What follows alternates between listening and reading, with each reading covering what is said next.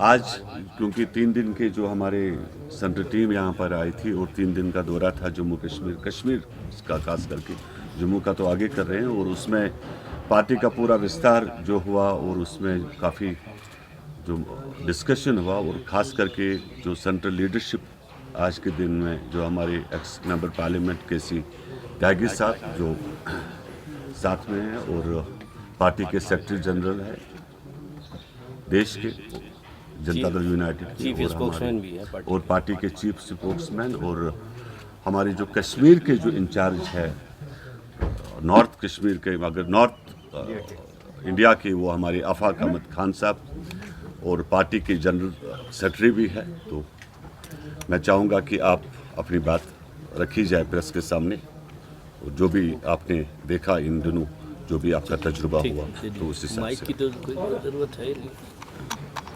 Mic से ज़्यादा तो हमारी आवाज़ कोई बात नहीं, रखी नीचे इसको। माइक हटाई, इसी बात कीजिए। आगे आइए सर, थोड़ा आगे आइए सर। Okay good. आप ही को भी ना सबको।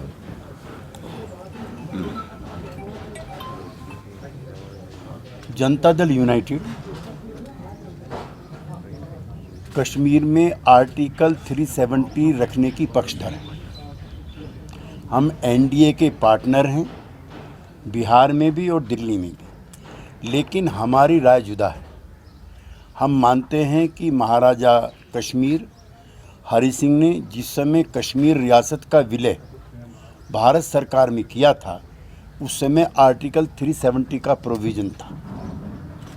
आर्टिकल 35A को भी डाइल्यूट करने का कोई प्रयास नहीं करना चाहिए। हमारी पार्टी उसकी भी पक्षधर है, और अगर कोई प्रयास होता है तो हमारी पार्टी उसका वैसे ही विरोध करेगी जैसे हमने पार्लियामेंट में यूनिफॉर्म सिविल कोड का किया था। भारतीय जनता पार्टी के साथ केंद्र में सरकार में हिस्सेदारी, बिहार में हिस्सेदारी होने के बाद हमारी इन सवालों पर अलग राय है। हम समाजवादी आंदोलन से निकले हुए लोग हैं। जयप्रकाश नारायण और डॉक्टर लोहिया हमारे आदर्श हैं, महात्मा गांधी हमारे आदर्श हैं, उनके बताए रास्ते हैं ये। जब 1947 में बंटवारे के समय भी कश्मीर में एक भी सिविलियन की हत्या नहीं हुई थी। महात्मा गांधी ने कहा था कश्मीर पूरे हिंदुस्तान के लिए एक नमूना है, एक सबूत है। जम्मू में लोग मारे जा रहे थे, लेकिन यहाँ शांति थी। इसी तरह से देश में अकेले नेता थे जयप्रकाश नारायण, जिन आवाम के सवालों को उठाने का काम किया था।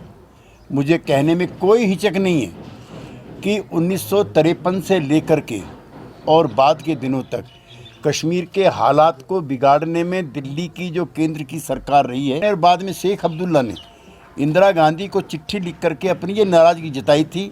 57, 62, 67, 72 चारों चुनाव रिग्ड हुए थे।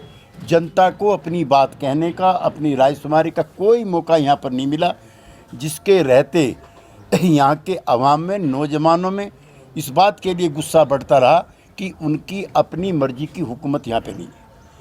पहले शेख अब्दुल्ला की सरकार जो इलेक्टेड थी उसको बर्खास्त किया। 1982 में फारूक अब्दुल्ला की सरकार को बर्खास्त किया, और अपनी ही गुलाम मोहम्मद शाह की जेब की सरकार बनाने का काम भी दिल्ली की कांग्रेस पार्टी की सरकार ने किया।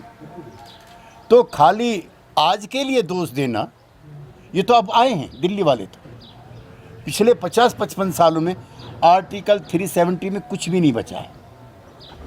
इतनी बार अमेंडमेंट हुआ है आर्टिकल 370, कहाँ गया वो वादा और जो दिल्ली डिक्लेरेशन थी कि यहाँ सदर रियासत होगा, यहाँ वजीर आजम होगा, कहाँ चले गए सब चीज़।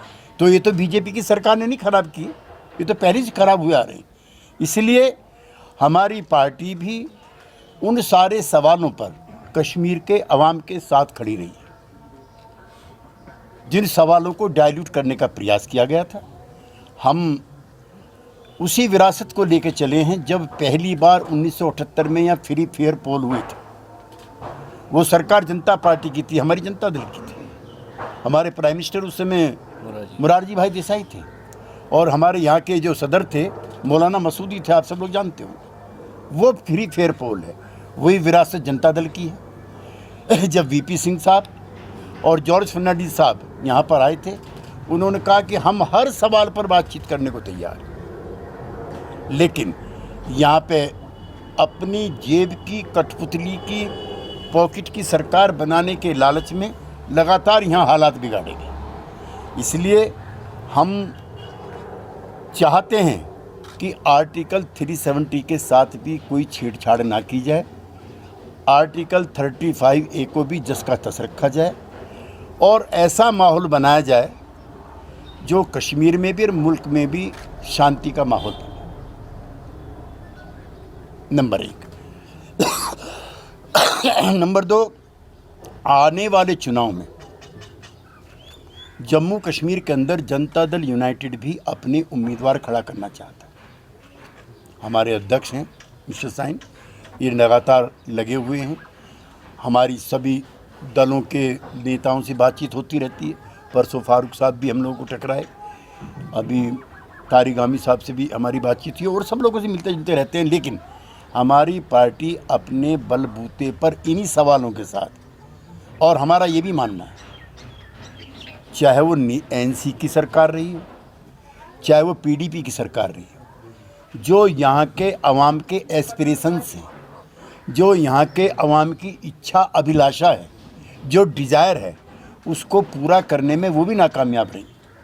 जो यहाँ की दोनों बड़ी नेशनल मेन स्ट्रीम की पार्टियाँ हैं, आज कई लोगों को मैं सड़कों पे देखता हूँ कि साहब गवर्नर राज ठीक है। क्यों गवर्नर राज भी अच्छा लगने लगा पीडीपी और नेशनल कॉन्फ्रेंस की हुकूमतों के मुकाबले में? गवर्नर राज तो सेंटर का राज होता है।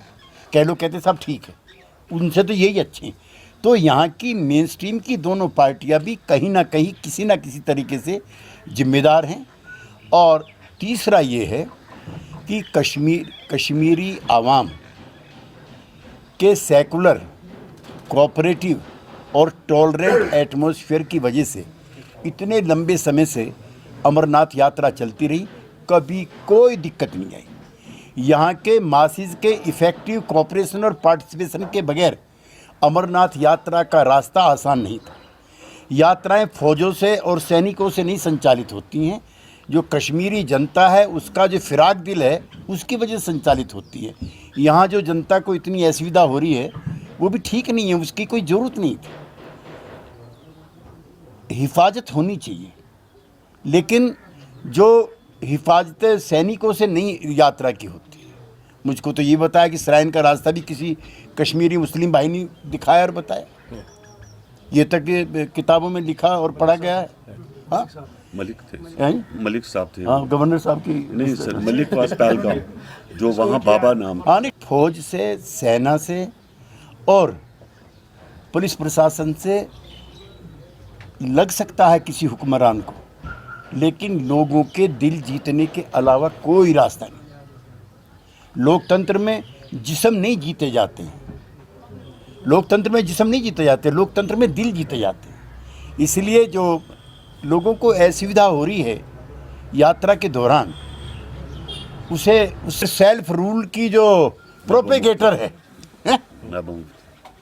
सेल्फ रूल वाले। आपने कहा कि उमर अब्दुल्ला क्या कर रहे हाँ। थे, अगर उनके एजेंडा में है तो आप क्यों पार्टनर हो? आप तो यहाँ कह रहे हैं हम तो विरोध कर रहे हैं आर्टिकल का, तो आप क्यों पार्टनर? हम तो विरोध कर रहे हैं। सरकार नहीं, विरोध कहाँ करें? आपके एक पार्लियामेंट रोज उठा रहे हैं। बीजेपी ने खुलेआम कहा है, बीच में अमित शाह ने कहा कि आर्टिकल नहीं रहेगा, तो आपके एक पार्लियामेंट मेंबर ने आवाज नहीं उठाई कि आप अखबार कम पढ़ते हैं, फिर मेरा आप पे आरोप है। आप अखबार को कोई